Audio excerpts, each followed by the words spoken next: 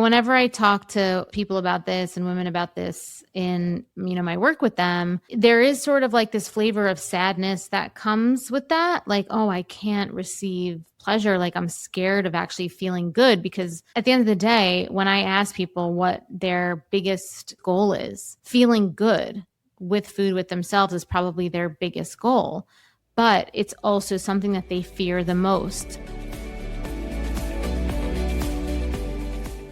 Hello and welcome back to another new episode of Emotional Eating Unwrapped. I'm your host, Alana Kessler, and today we're going to talk about what happens when you finally stop negotiating with food. And if you're not quite sure what negotiating with food is, it's like the back and forth in your head, the courtroom, so to speak, right? The prosecutor, the defendant of within yourself, deciding or negotiating if eating this food is something that you're going to do, right? Like you have to make a deal with yourself before you can eat. And for the many people, including myself in the past, and many of the women that I work with, a lot of people think to themselves, especially when they get to a point when they realize that this is not something that's super supportive of a healthy relationship with food, they'll think to themselves, oh, why do I do this? Why can't I just eat like a normal person? But a lot of it doesn't have to do with your inability to do something. A lot of the time, it really is just a neurobiological nervous system program that is keeping you secure, feeling tethered, feeling in control of something that somewhere deep down you fear is going to put you in a position to feel out of control. And so when food creates a thought process in our brains where we start to think that if we take this action, if we do this behavior with food, we're going to have a consequence that's going to be negative, we negotiate with ourselves about it. And depending on what's going on inside of you, you are going to collect evidence to support eating it or not eating it. But the point of this episode today isn't to decide whether eating it or not eating it's the right decision.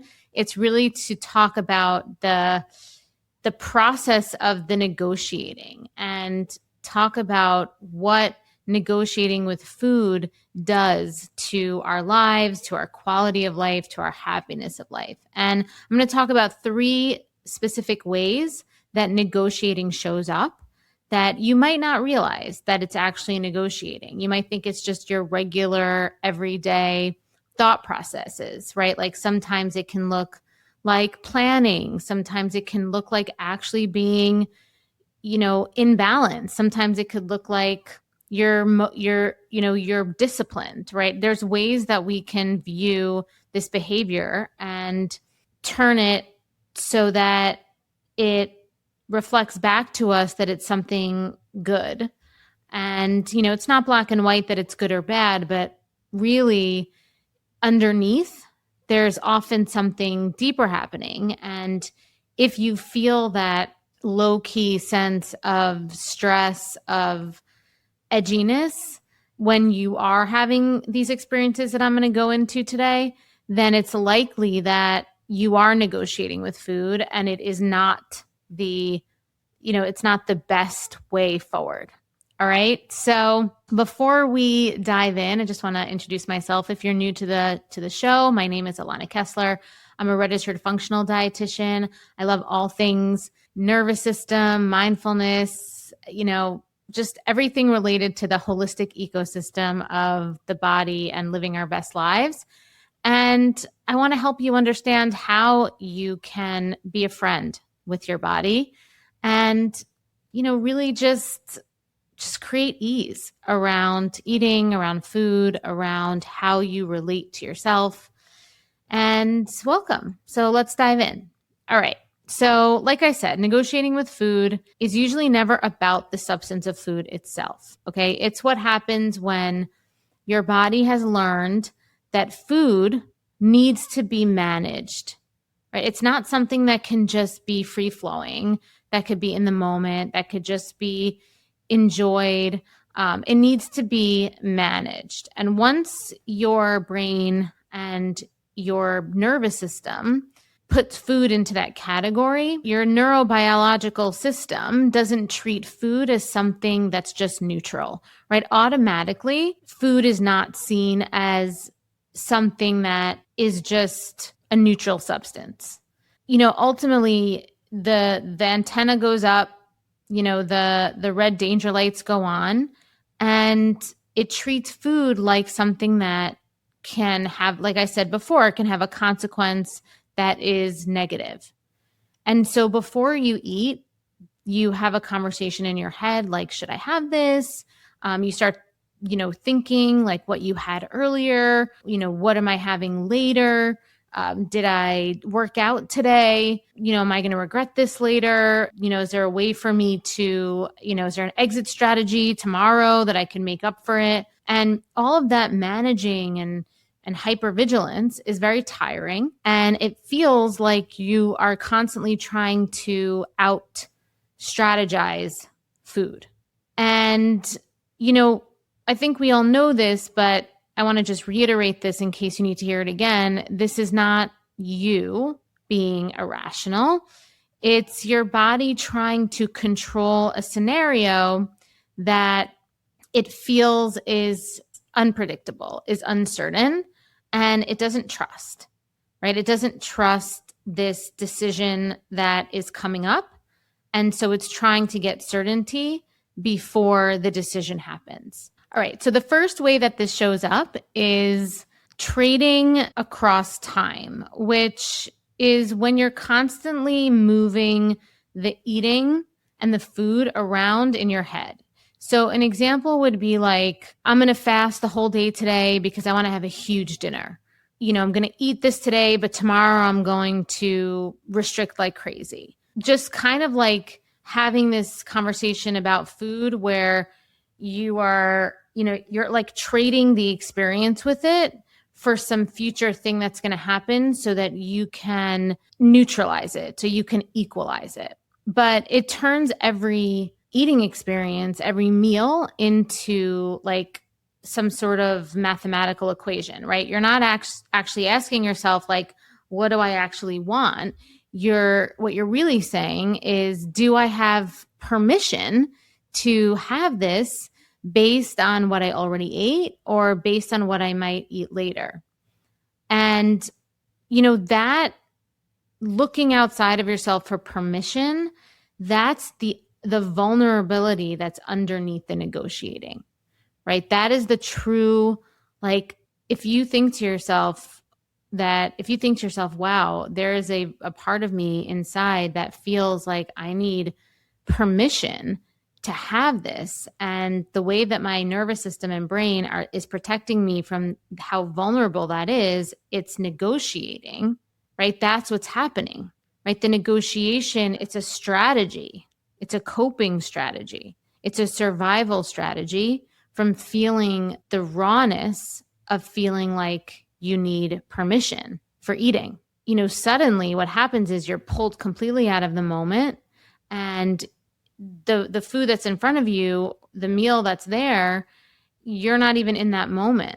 This isn't even about this meal anymore. It's connected to, breakfast, dinner, tomorrow, last week, whatever trip or vacation is coming up in the future, the jeans that you want to fit into, right? The guilt that you don't want to feel later.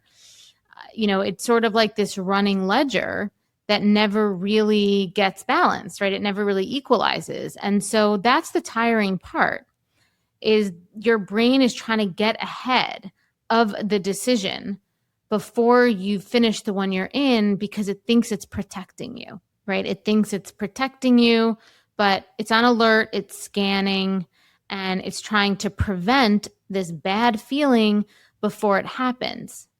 And when you look at it that way, it makes sense, right? Your body isn't trying to ruin your life. It's really trying to protect you from these like icky feelings like guilt, shame, loss of control, the fear that is underneath a lot of us, which is, what if I can't stop? What if this leads to a week of spiraling? What if this leads to me feeling terrible in my body? But, this is where the negotiating comes from, right? It feels like you need permission. And somewhere along the way, food became something that your body thought it needs to get ahead of in order to not get crushed by, in order to not find itself in a dangerous situation. Okay, so that's the first one, trading across time. The second one is shrinking the actual experience of eating. You've built a good life. From the outside, it looks like you have it all together. You eat clean, you work hard, you take care of everyone, but there's this one area that still feels impossible to master, and that is food. You can eat perfectly all day and still end up in the kitchen at night wondering why you keep doing this. You promise yourself you'll start fresh tomorrow, and I know you mean it every single time. But the cycle, it always finds its way back, especially when you're stressed, when you're overwhelmed, or when you're just tired of being the one that's holding it all together.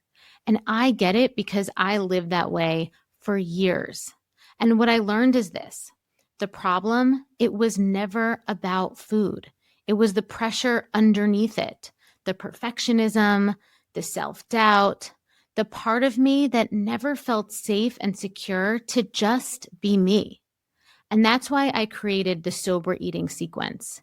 It's a proven 3-phase method that rewires the emotional patterns and the belief systems driving overeating so you can relax, trust yourself around food, and release weight completely naturally, without force and without obsession. Because when your body feels secure, it lets go. The cravings quiet, the self-punishment, it softens, and food, it stops being the thing that you have to fix. This is not another plan. This isn't another rule book. It's a revolutionary transformation for your nervous system, for your body, and for your identity.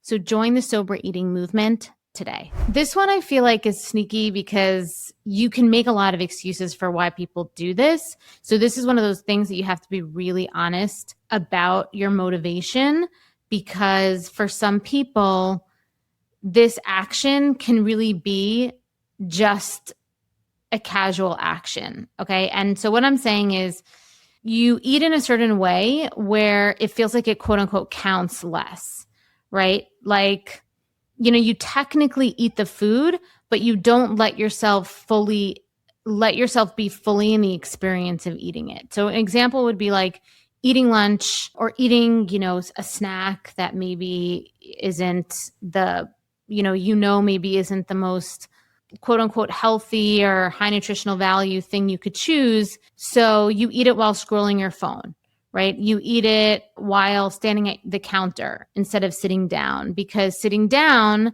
to eat it with a fork and a knife would make it feel like it's too intentional, right? Like you'd have to take accountability for that action. So you do it standing up, right? You do it kind of on the go. You do something else while you're doing it. Or ordering like the pasta at dinner, but you're talking through the whole meal. You're not really present with the experience of eating what you really want, because, if you did, you'd feel guilty, right? So you stay slightly disconnected from yourself, almost to sort of dissociate from the decision, like it'll make it somehow less consequential for you, right? For whatever the consequences you think are going to be.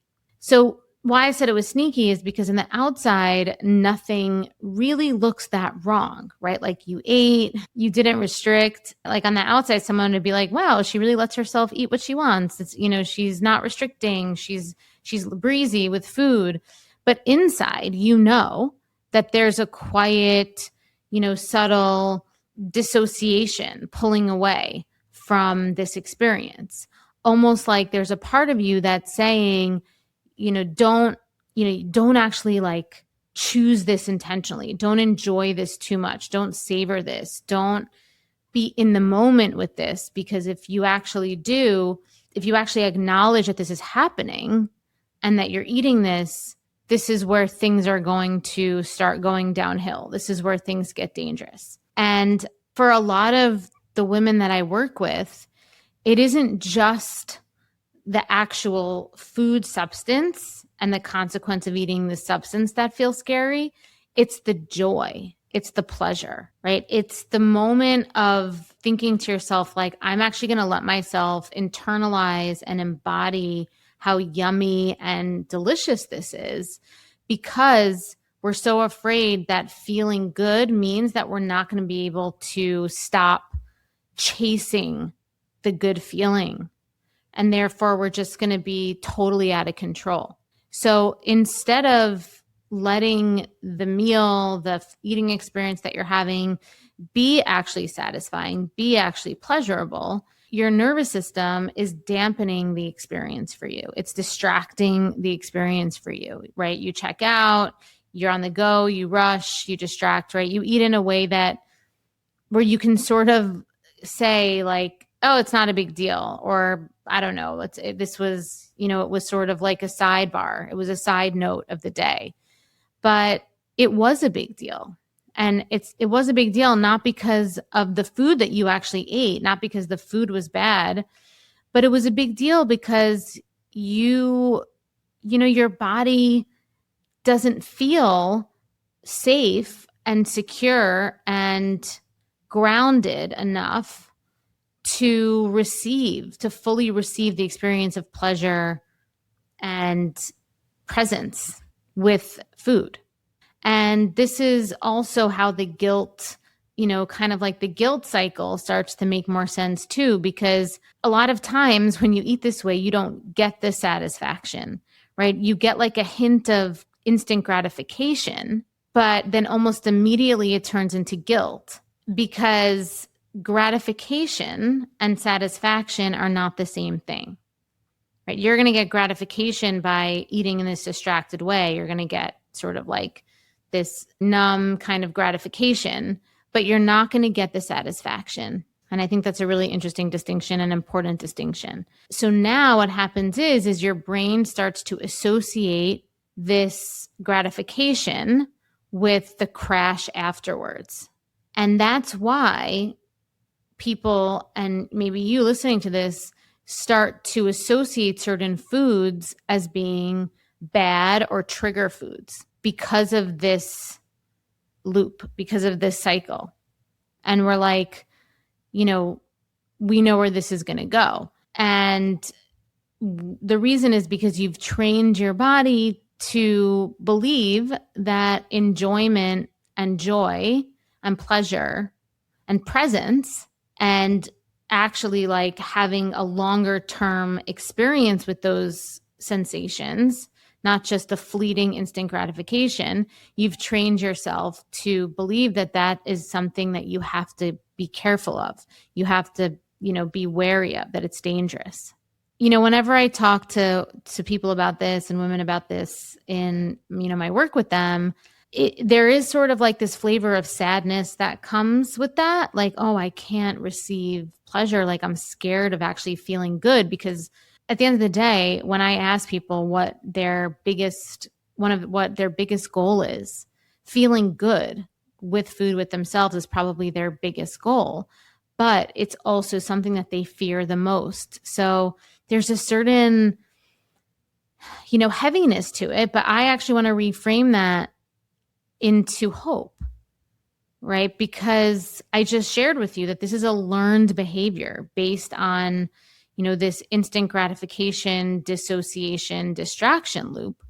So if this is a learned behavior, then it can be unlearned and you can learn something else. And I just want to share with you that if you're listening to this and you are interested in learning more tactical kind of how to do this, like actual tactics, we're going over a lot of things today and, a lot of insights and aha moments for sure. But, in my programs, the Sober Eating Sequence, the Invisible Weight Detox, I go over these tactics and, a lot of the other supplemental courses that I have, in my, in the sober eating movement I teach the specific tactic. So if you're interested in that, please feel free. You could head over to the website or click the show notes. There's different ways you can enter into the programs, some intro courses. The sober eating sequence is the main course, but would love to have you in those, and you can absolutely learn the tactical ways to change the behavior long term.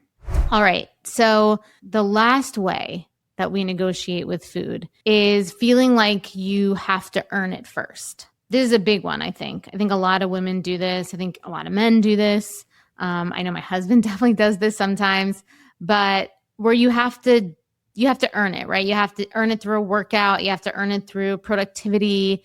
You have to earn it through, being disciplined enough in some other area. This is, if you're not sure what I mean, this is like you only feel calm eating insert a food that you love, but isn't the most high nutritional value food. For me, that's pizza. So it's like you only feel calm and good and relaxed eating pizza on the day that you worked out, right? But if you didn't work out and pizza was there and a part of you really wanted to have it, but you're not going to let yourself have it, or you're going to negotiate with yourself if you can have it, or it will trigger this guilt loop cycle on the days where you didn't work out, right? So you're only relaxed when you've done something to earn it.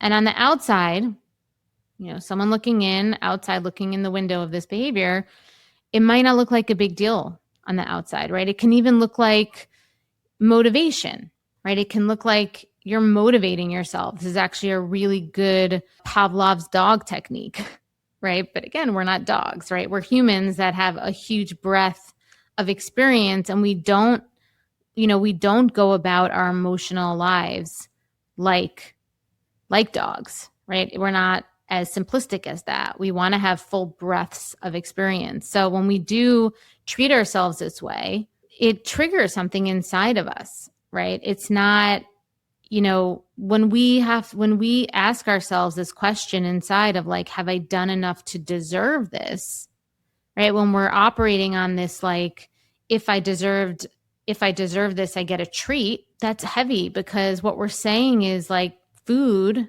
as a human person isn't just abundant for us. It's not just food, right? It's not just something that's neutral or something that's, that is something that can be a source of other emotions for us.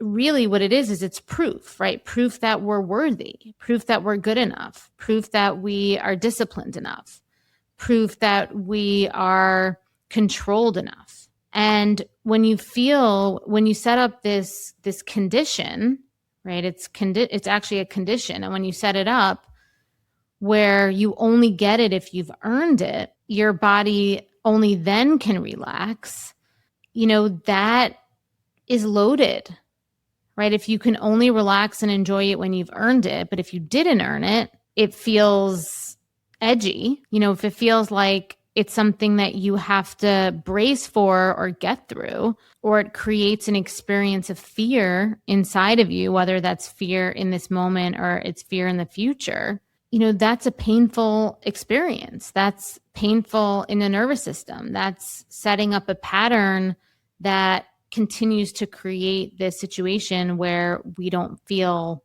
safe. And I think it's important to realize that on the outside, like I said, it can look perfectly fine. But on the inside, you could have two people that are eating the same meal, and one feels completely free because she's not having this negotiation of worthiness in her head. And the other one feels like she's failing, right? They're eating the same exact personal pizza, but they have completely different experiences inside of their body. And it's not about the actual pizza. That's the point, right? It's about one person's nervous system feels secure and worthy and calm and doesn't have this conditional relationship with food.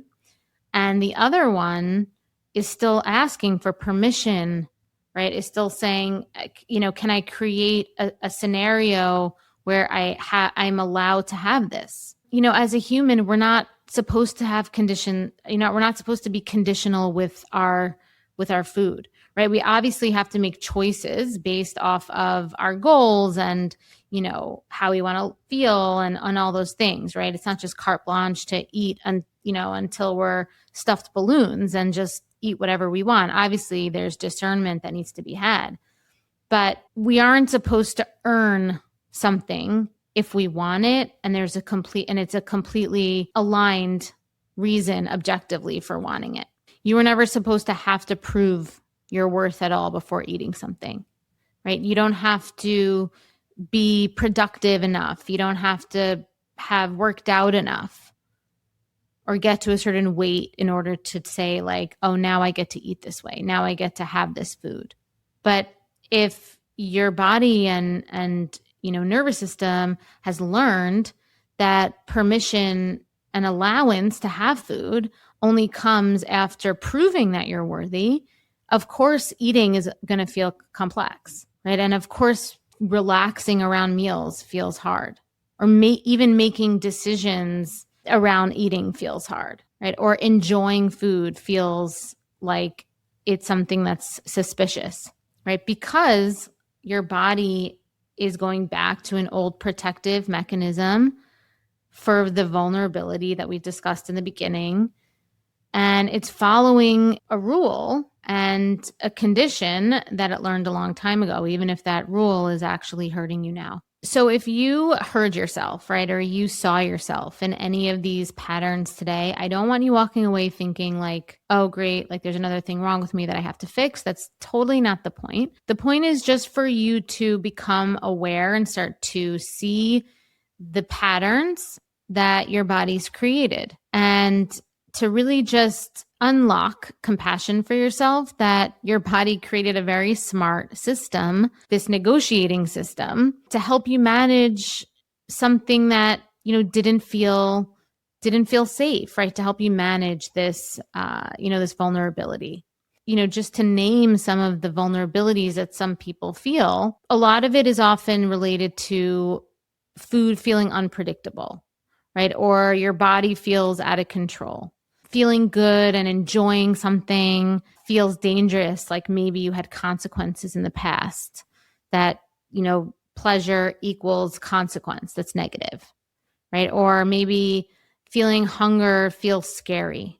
All of these really raw, vulnerable, potentially negative feelings can feel very unbearable. So your system adapts and it starts negotiating, right? It starts doing this hypervigilant planning. It starts calculating because it's trying to protect you, right? And that's really the reason.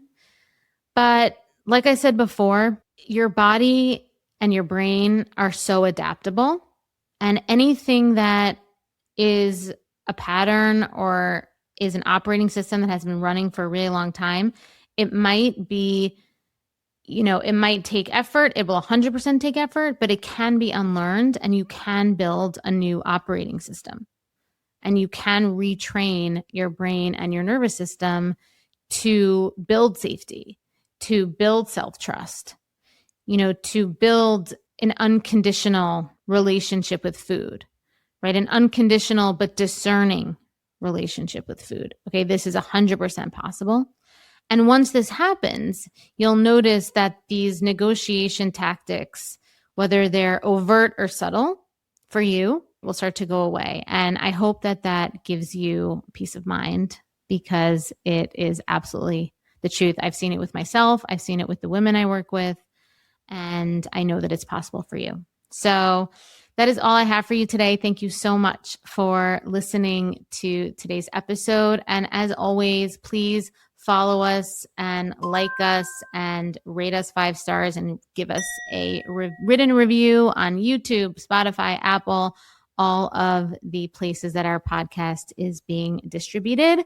Really helps us to grow and get the word out, about what we're talking about here. And it helps a lot of people who might feel alone. So thank you so much again. And I will see you next time on Emotional Eating Unwrapped.